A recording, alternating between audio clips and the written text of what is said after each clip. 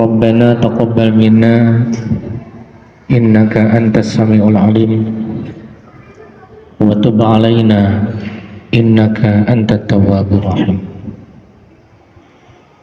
Asyhadu an la ilaha illallah wahdahu la syarika lah wa asyhadu anna sayyidana Muhammadan abduhu wa rasuluh. Allahumma salli wa sallim wa barik ala abdika wa rasulika sayyidina Muhammad wa ala alihi wa ashabihi wa barik wa sallim. Amma ba'du, fa ya ibadallah, usikum wa nafsi bi taqwallah wa ta'atihi fazal muttaqin. Wa qala Allah ta'ala fi kitabil karim wa huwa asdaqul qailin. A'udzu billahi samil alim minasy syaithanir rajim.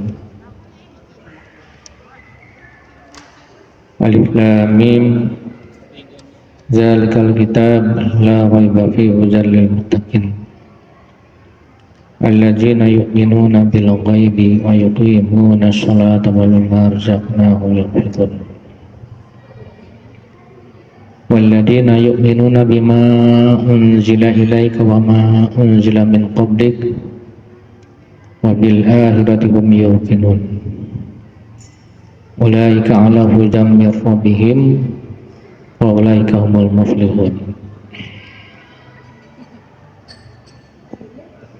Sadaqallahul azim wa sadaqa rasulul karim sallallahu alaihi wasallam wa nahnu ala zalika minasy syahidin wa syakirin. Ma'asyiral muslimin wal muslimat, bapak-bapak, ibu-ibu yang dirahmati Allah Subhanahu wa taala. Pertama-tama dan yang paling utama, kita panjatkan puja, puji serta syukur kehadirat Allah Subhanahu wa taala,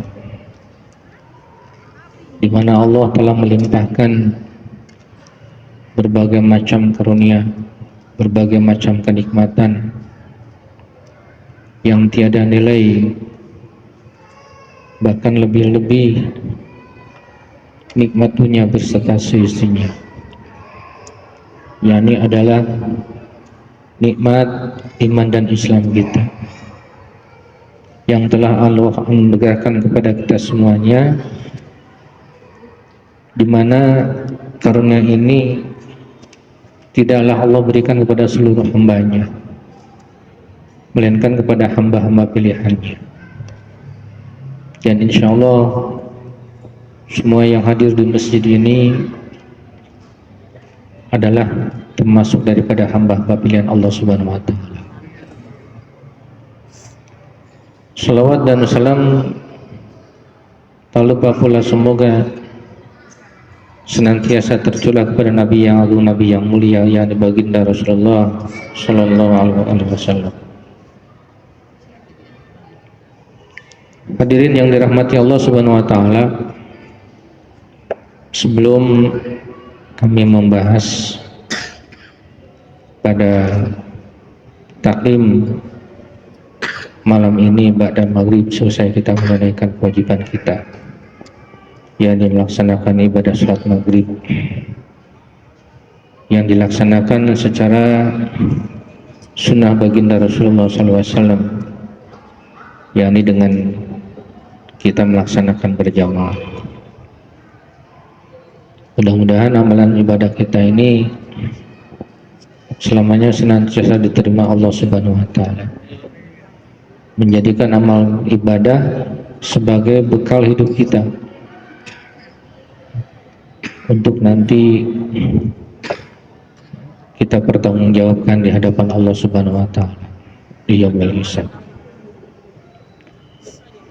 Sebelum kita masuk pada materi pada malam ini, baiklah,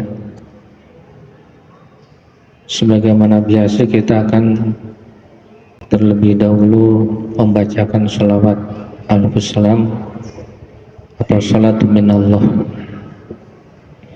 Mudah-mudahan dengan keberkahan salawat yang kita panjatkan ini, apa yang menjadikan hajatan kita, maksud hidup kita, kiranya Allah Subhanahu wa taala mengabulkan daripada segala permohonan kita, doa-doa kita. Dan ini adalah merupakan bagian daripada mengagungkan maulid baginda Nabi sallallahu alaihi wasallam. Bahkan sebelum kami awali dengan bacaan sholawat kita, kami menyampaikan sabda yang disampaikan oleh Abu Bakar Siddiq radhiyallahu anhu yang berkenaan dengan Maulid Nabi sallallahu alaihi wasallam. Karena kita kebetulan saat ini kita bertepatan dengan bulan Maulid Nabi.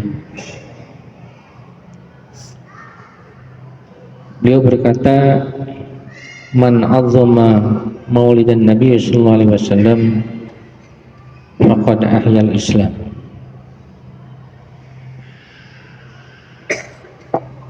Ini yang disabdakan oleh Sayyidina Umar bin Khattab radhiyallahu anhu. Barang siapa yang mengagungkan daripada Maulid Nabi sallallahu alaihi wasallam, maka sungguh dia telah menghidupkan daripada Islam. Kemudian Sayyidina Abu Bakar Siddiq radhiyallahu anhu pun beliau berkata, "Ma anfaqa dirhaman ala qiraatil Maulid Nabi sallallahu alaihi wasallam kana rafiqi fil jannah." Barang siapa orang yang berinfak 1 dirham untuk membacakan daripada Maulid Nabi sallallahu alaihi wasallam, maka kata beliau, karena ia adalah rafiqi fil jannah, sebagai temanku nanti kelak di surga.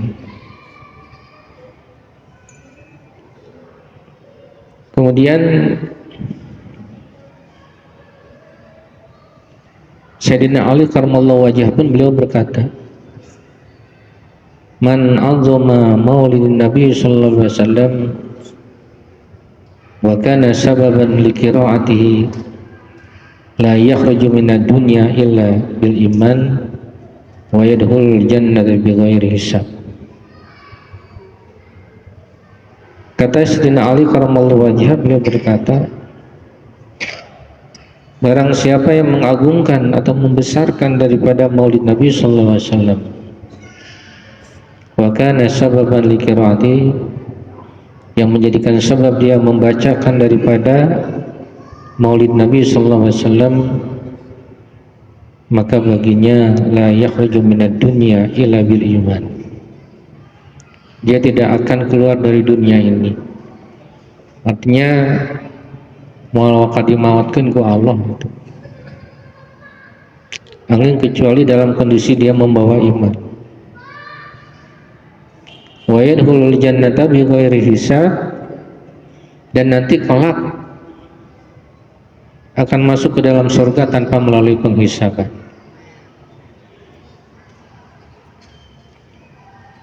Kemudian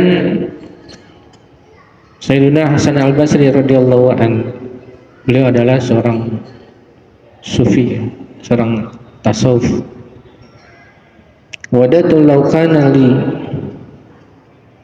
mislu jabalin zahaban fa anfaqtuhu ala qiraatil qaum maulid Nabi sallallahu alaihi wasallam. Kata beliau, kalaulah seandainya aku memiliki harta benda, ya, di mana harta yang kumiliki ini sebesar daripada emas segede gunung, ma anfaqtuhu, maka niscaya fa anfaqtuhu, maka niscaya aku akan berinfak, bersedekah dari uang yang saya miliki itu, yang kalau dikumpulkan entah berapa miliar ya. Kalau seandainya kita punya emas saja 1 kintal 100 kilogram bu, enak sagramna sabaraha 700.000, berarti 70 triliun nah. Mun 1 kilogram 70 miliar bentar sanes 70 miliar mun dietang-etang. Kebayang 170 miliar itu akan diinfakkan ya, disedekahkan bagi orang-orang yang berkumpul dalam suatu majelis yang mereka berzikir dalam rangka mengagungkan daripada Maulid Nabi sallallahu alaihi wasallam.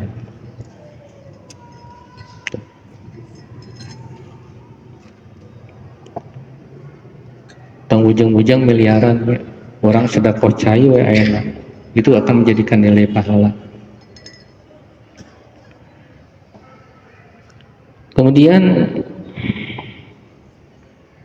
Imam Junaidi al-Baghdadi, beliau adalah seorang salah tokoh ulama besar ya, di Baghdad. Beliau berkata, "May yahduru maulidin Nabi sallallahu alaihi wasallam wa aduma qadrahu faqad faza bil iman." Barang siapa orang yang menghadiri peringatan Maulid Nabi, naruh-naruh ngagungkan karena peringatan Maulid Nabi, dengan kita berkumpul membaca sholawat, wa aduma qadrahu, dan mengagungkan ya, maka dia akan mendapatkan daripada derajat faqad faza bil iman, dan sungguh dia mendapatkan keberuntungan dengan keimanan yang dia miliki. Nah, itu diantara beberapa ucapan daripada para sahabat Nabi sallallahu alaihi wasallam yang insyaallah mereka adalah radhiyallahu anhu wa radu'an, artinya yang mendapatkan ridha Allah subhanahu wa ta'ala dan Allah meridhai kepada mereka.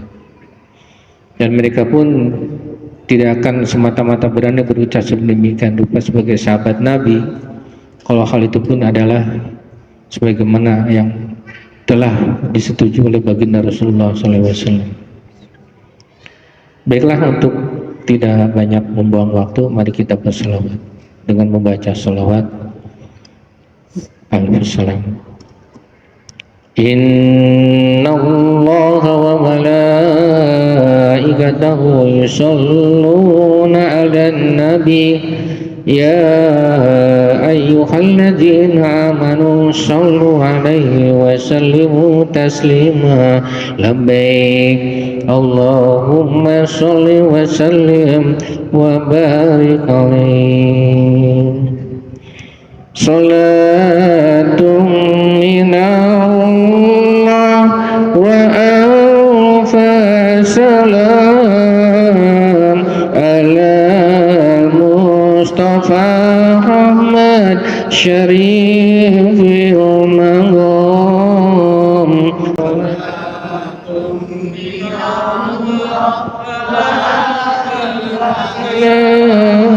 minallah Mustafa Ahmad Syarifil. Salatun minallah wa salam ala Mustafa Ahmad Syarifil. Fala ishtu in kana qalbi sakan ila abudi an hadhihi watan. Fala ishtu in kana qalbi sakan ila abudi an hadhihi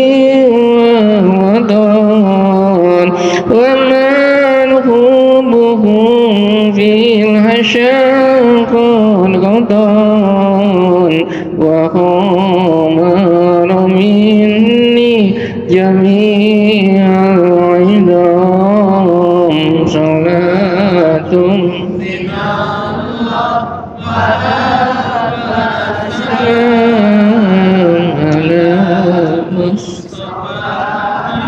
شريف الغرام صلاة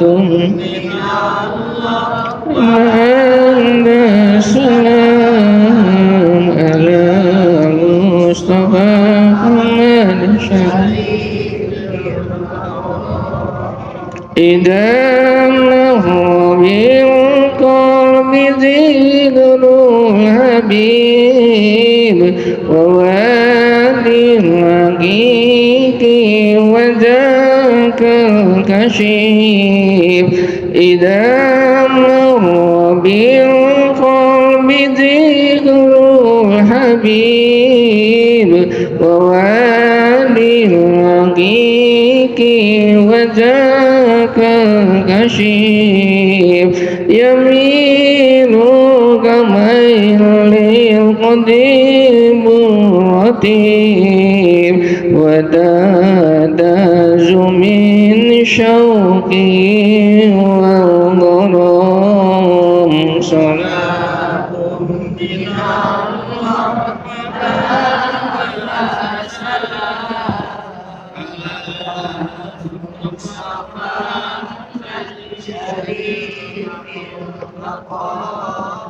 صلاة من الله على المصطفى محمد الشريف المنام اللهم صل وسلم وبارك عليه صلوا عليه. Hadirin hadirat yang dirahmati Allah Subhanahu wa taala, pada ta'lim malam ini kita akan mencoba membahas daripada ciri orang-orang yang bertakwa. Dalam Al-Quran, dalam surat Al-Baqarah ayat yang pertama dan seterusnya, Alif Lam Mim Dzalikal kitab la raiba fihi hudal lil muttaqin. Dzalikal kitab yang dimaksudkan di sini adalah yakni Al-Qur'an. La raiba la syakka. Artinya tidak ada keraguan di dalamnya. Benar-benar bahwa Al-Qur'an itu adalah produk Allah, bukan produk Rasulullah. Rasulullah hanya sebagai penghubung, penerima daripada mukjizat Al-Quran yang diwahyukan kepada beliau melalui perantaran malaikat Jibril, yang tujuannya adalah untuk disampaikan kepada seluruh umat manusia. Dan Al-Quran itu sendiri diturunkan oleh Allah Subhanahu wa taala, yakni sebagai petunjuk bagi mereka-mereka yang ingin menyandang predikat sebagai orang yang bertakwa atau yang dinamakan muttaqin. Jadi muttaqin itu, hadirin yang mulia, adalah gelar yang diberikan Allah kepada hambanya yang barang tentu memiliki ciri-ciri atau kriteria siapakah gerangan mereka yang dinamakan manusia yang takwa. Nah, maka pada kesempatan ini kita akan mencoba mengupas ada beberapa kriteria. Hal ini perlu kami sampaikan agar kita menjadikan introspeksi diri, menilai, mengevaluasi diri, sejauh manakah tanda-tanda ketakwaan itu sudah kita miliki bersama. Dan kalau kita rasakan ternyata masih ada kekurangan, maka sudah sepantasnya kita untuk senantiasa membenahi diri agar kita bisa menjadikan orang yang mengamalkan agama Islam ini secara kafah, yakni secara menyeluruh secara sempurna. Sebagaimana yang diperintahkan Allah Subhanahu wa taala, ya ayyuhalladzina amanu dkhulu fis silmi kafah. Wahai orang yang beriman, masuklah kamu sekalian ke dalam agama Islam ini secara menyeluruh. Secara kafah di sini artinya secara lahir dan batin, secara syariat, ya, yang ditentukan oleh Allah dalam Al-Quran ini untuk kita amalkan, ya, secara sempurna. Ini yang dinamakan kafah. Nah, yang dinamakan orang yang takwa yang pertama atau kriteria manusia yang takwa yang pertama, alladzina yu'minuna bil ghaibi wa yuqimuna shalah wa mimma razaqnahum yunfiqun. yakni orang yang mengimani terhadap perkara hal-hal yang gaib. Kita tahu bahwa dalam rukun iman yang keenam itu semuanya dalam menyangkut perkara hal yang gaib. Ini sudah kami sampaikan pada minggu sebelumnya. Dan masalah keimanan ini menjadikan ajas fundamental. Artinya menjadikan asas dasar selamat atau tidaknya seseorang itu bergantung kepada iman atau tidaknya kepada Allah. Dan ini yang diperjuangkan oleh Rasulullah SAW selama dalam periode Mekah, selama 13 tahun, menyeru mengajak kepada segenap umat manusia ketika itu untuk beriman kepada Allah Subhanahu wa taala dengan tidak berbuat syirik kepadanya. Yang dikatakan sebagai ayatul makkiyah. Dan itu yang diperjuangkan oleh Rasulullah. Artinya mengajak beriman, mengimani kepada Allah dengan tidak berbuat syirik kepadanya, dan bahkan bukan hanya sebatas iman saja diucapkan, tetapi betul-betul diyakini di dalam hati dan diamalkan di dalam perbuatan kehidupan kita sehari-hari.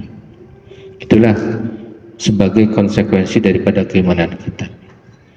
Karena kalau kita sudah beriman kepada Allah Subhanahu wa taala, konsekuensi daripada keimanan kita, wa makana lil mu'minin wa la mu'minatin idza qadallahu wa rasuluhu amran ay yakuna lahumul khiyar min amri. Tidak ada lagi alasan bagi seorang muslim laki-laki maupun perempuan manakala dia telah beriman kepada Allah Subhanahu wa taala dan rasulnya, maka dia menerima apa yang menjadikan kehendak Allah dan rasulnya. Ayakunal mulhumiyah min amri. Wa may yasillahu wa rasulahu, barang siapa orang yang mendurhakai Allah dan rasulnya, dalam arti tidak mengimani kepada Allah dan rasulnya, faqad dhalla dhalalan mubina, maka dia nyata tergolong daripada orang yang sesat dengan kesesatan yang nyata. Nah, jadi itulah konsekuensi daripada keimanan kita. Kita tidak akan bertanya-tanya lagi kepada diri kita, kepada akal kita, mengapa terhadap perintah dan larangan yang Allah berikan kepada kita.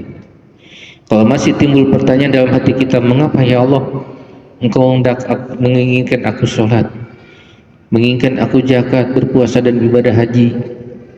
Kalau seandainya kita masih bertanya-tanya di dalam hati kita, mengapa terhadap perintah dan larangan Allah yang Allah berikan kepada kita, itu tandanya kita beriman kepada Allah Subhanahu wa taala.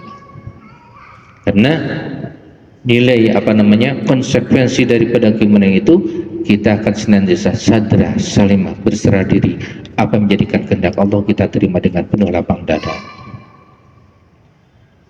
Alladzina yu'minuna bil ghaib wa yuqimuna shalah, dan orang yang mendirikan salat.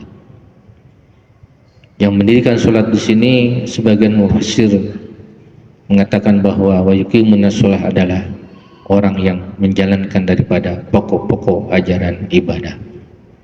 Seperti hanya sholat, zakat, puasa dan ibadah haji pun, semuanya itu adalah merupakan pokok-pokok ajaran ibadah yang minimal harus kita laksanakan. Rukun Islam yang kelima itu adalah merupakan asas fundamental. Artinya untuk kokohnya suatu bangunan itu terdiri dari 4 tiang dan pondasi. Itulah yang dikatakan rukun Islam. Mana gentingnya mana atapnya, mana jendelanya, mana perbuatan rumah tangganya, yaitulah kehidupan kita sehari-hari.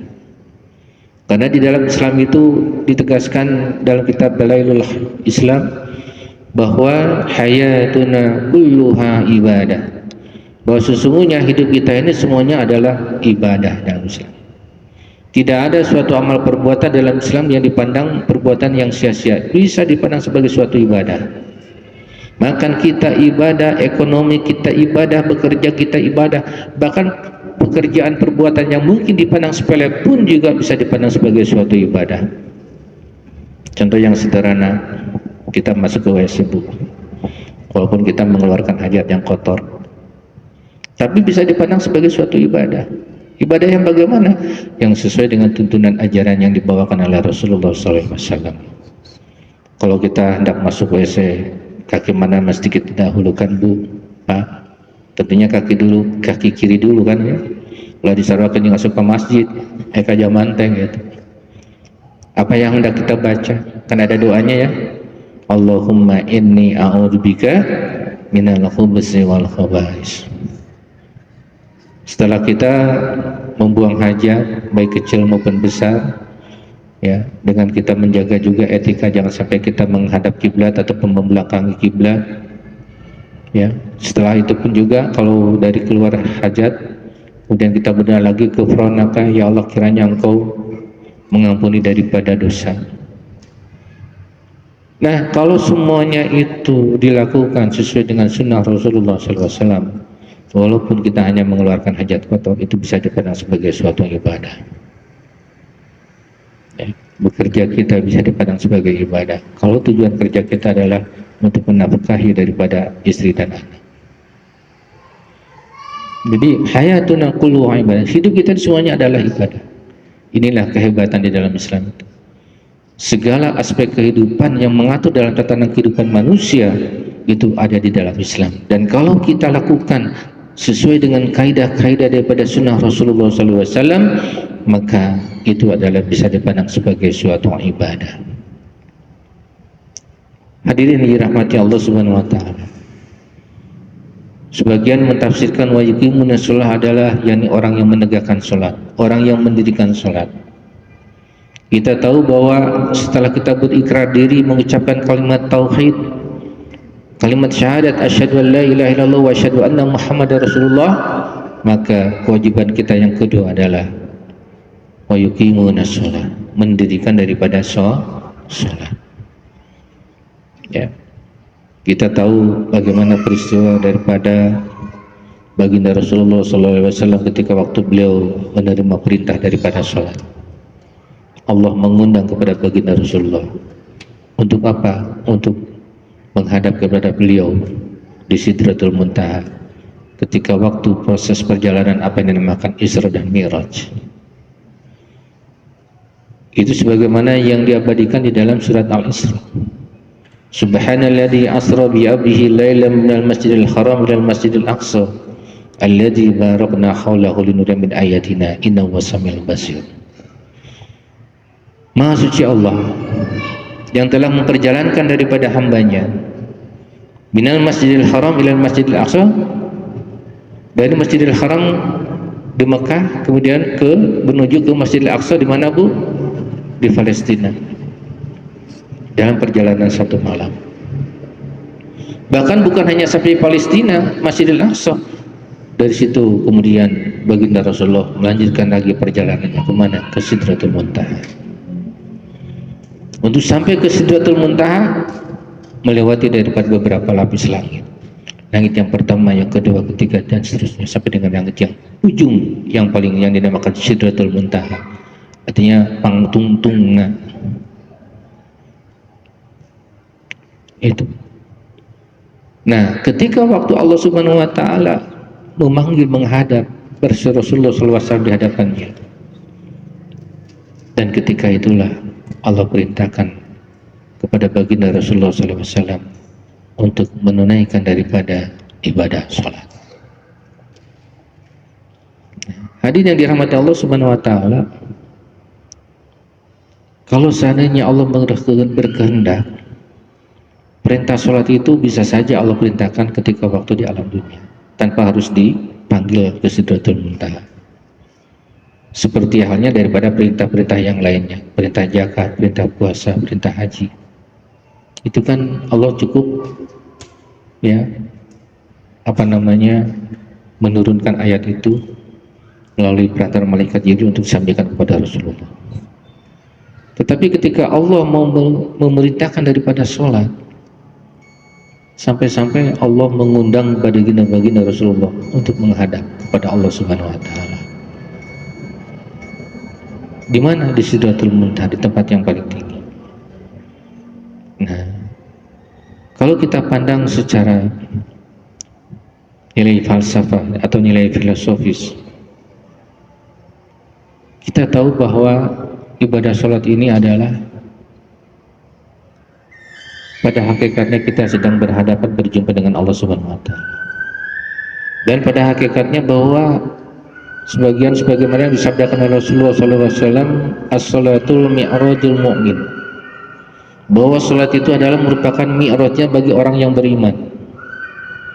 Nah, jadi kalau yang namanya mi'raj saja bagi Rasulullah dari sampai ke Sidratul Muntaha, dan di situ beliau berhadapan dengan Allah Subhanahu wa taala. Bagi orang yang beriman, kita semua ini adalah kapan mi'rajnya? Yakni ketika waktu kita mengerjakan ibadah sholat. Jadi kita sholat ini sama dengan mi'rajnya Rasulullah SAW. Ya. Karena kita waktu kita sholat ini yang dihadapi kita pada saat itu adalah kita sedang berkomunikasi dengan Allah Subhanahu wa taala. Ya. Maka ketika waktu sholat, maka kita harus meninggalkan perkara-perkara yang sifatnya dunia. Karena sholat pun diperintahkan di Sidratul Muntaha yang jauh dari kehidupan dunia. Ya, makanya Bapak Ibu yang dirahmati Allah Subhanahu wa taala, kalau kita menunaikan ibadah sholat ini, ya jangan sampai perkara hal yang sifatnya dunia ini dibawa karena sholat. Ya, masalah pekerjaan, masalah perdagangan, masalah perniagaan, harta dan sebagainya, ya kita tunda dulu. Ya, kita kesampingkan, hati kita ini harus fokus tawajuh kita kepada Allah Subhanahu wa taala di saat manakala kita melaksanakan atau menunaikan daripada ibadah sholat. Qad aflahal mu'minuna alladziina hum fi sholatihim khashi'un. Berbahagialah bagi orang yang beriman yang mana dia dapat menunaikan atau mengerjakan ibadah sholatnya dengan penuh rasa kekhusyuan. Kekhusyuan di situ artinya hati kita betul-betul bertawajuh kita kepada Allah Subhanahu wa taala. Kita menyampaikan hal yang sifatnya duniawi, la ilaha illallah. Kita tidak mengilahkan kecuali kita hanya kepada Allah. Mengilahkan di sini adalah sesuatu yang disandarkan oleh diri kita kepada makhluk selain kepada Allah Subhanahu wa taala. La maqsuda illallah, la matluba illallah, la mawjuda illallah. Nah, semuanya hal itu harus kita tawajuhkan dalam hati kita manakala kita sedang mengerjakan daripada ibadah sholat, sehingga ibadah sholat kita ini adalah memiliki nilai yang tinggi di hadapan Allah Subhanahu wa taala. Nah itu. Nah, kalau seandainya kita melalaikan daripada ibadah sholat, bahkan sampai meninggalkan sholat, naudzubillah, maka Allah akan memberikan adab siksa bagi kita. Jangankan kita meninggalkan sholat, bahkan kita dengan melalaikan saja ya dalam hal sholat itu Allah sudah memberikan ancaman. Fawailun lil musallin alladzina hum an sholatihim sahun. Neraka lah bagi orang yang sholat, yang sholatnya adalah sahun. Sahun artinya yang tidak khusyuk, yang tidak konsentrasi, yang tidak fokus, ya, masih menghubungkan antara ya kepentingan kita dengan kepentingan Allah kepada Allah, ya, dengan kepentingan daripada dunia masih terbawa di dalam ibadah sholat. Nah di situ kita akan mendapatkan ancaman. Ya, apa fawailun, maka celaka. Nah itu, mudah-mudahan dengan keterangan ini ya kita untuk bisa berjuang mengedepankan dan mengutamakan pentingnya daripada ibadah sholat. Bahkan sholat ini adalah menjadikan prinsip bagi kita untuk mendapatkan keselamatan daripada dunia dan akhirat. Baik, karena waktu juga yang memisahkan kita, ya waktunya sudah sampai waktu Isya. Ya, baik, mudah-mudahan apa yang saya sampaikan bermanfaat bagi kita semuanya, dan insya Allah nanti akan materi lanjutnya akan kita bicarakan pada minggu yang akan datang. Kita akhiri dengan doa kifarat majlis. Subhanallah wa bihamdihi, subhanallah wa bihamdika, asyhadu an la ilaha illa anta astaghfiruka wa atubu ilaik. Wa akhiru da'wana alhamdulillah. Wassalamualaikum warahmatullahi wabarakatuh.